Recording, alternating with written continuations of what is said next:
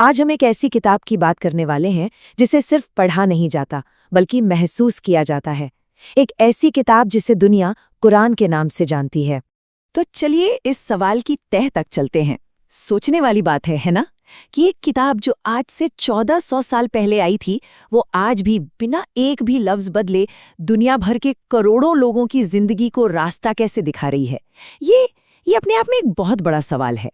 और इसकी वजह शायद ये है कि ये सिर्फ एक किताब है ही नहीं, बल्कि ये तो जीने का एक पूरा तरीका है। पता है इसकी शुरुआत कैसे हुई?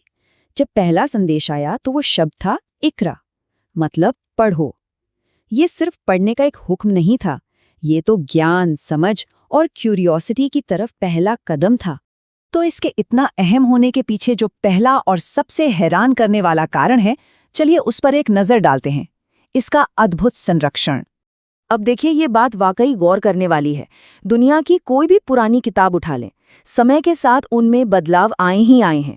उनका जो ओरिजिनल रूप था वो बदला है। लेकिन कुरान के साथ ऐसा बिल्कुल नहीं है। 1400 साल हो गए और इसके एक शब्द में भी कोई बदलाव नहीं आया है।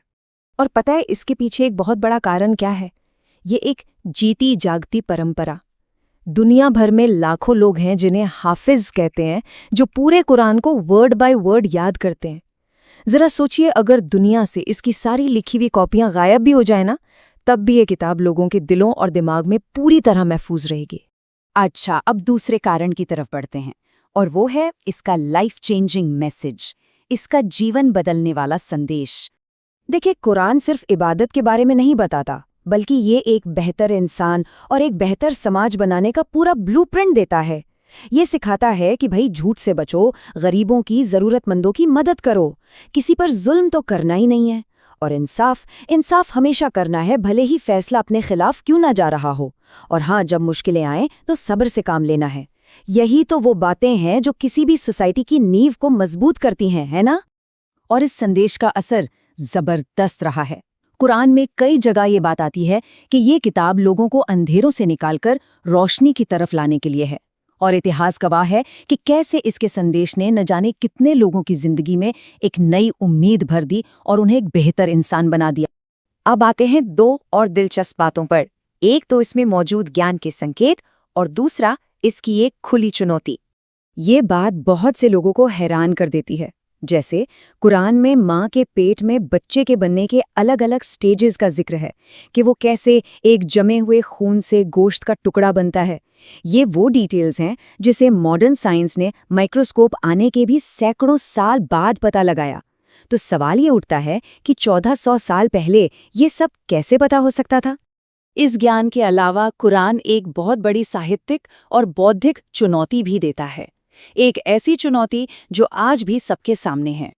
और वो चुनौती ये है, कुरान सीधे सीधे कहता है, अगर तुम्हें इसमें कोई शक है तो इसके जैसा सिर्फ एक छोटा सा चैप्टर यानी एक सूरा ही बनाकर दिखा दो। 1400 साल बीत गए, अरबी जबान के बड़े बड़े माहिर आए और गए, लेकिन आज तक कोई भी इस चैलेंज को पूरा नहीं कर पाया है। तो ये सारी बातें इसकी महानता तो बताती हैं, पर यहाँ एक जरूरी सवाल भी खड़ा होता है कि क्या सिर्फ इसे एक पवित्र किताब मान लेना काफी है, या इसका असली मकसद एक गाइड बनना है जिसे जिंदगी के हर मोड़ पर इस्तेमाल किया जाए।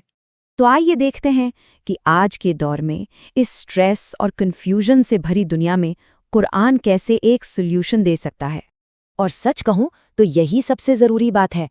इसका असली मकसद सिर्फ इसे इज्जत से ऊंची शेल्फ पर रखना नहीं है, बल्कि इसकी सीख को अपनी जिंदगी में लेकर आना है। और इसे समझने के कई तरीके हैं, अनुवाद हैं, तफसीरें हैं, या बस इसके संदेश पर गौर करना है।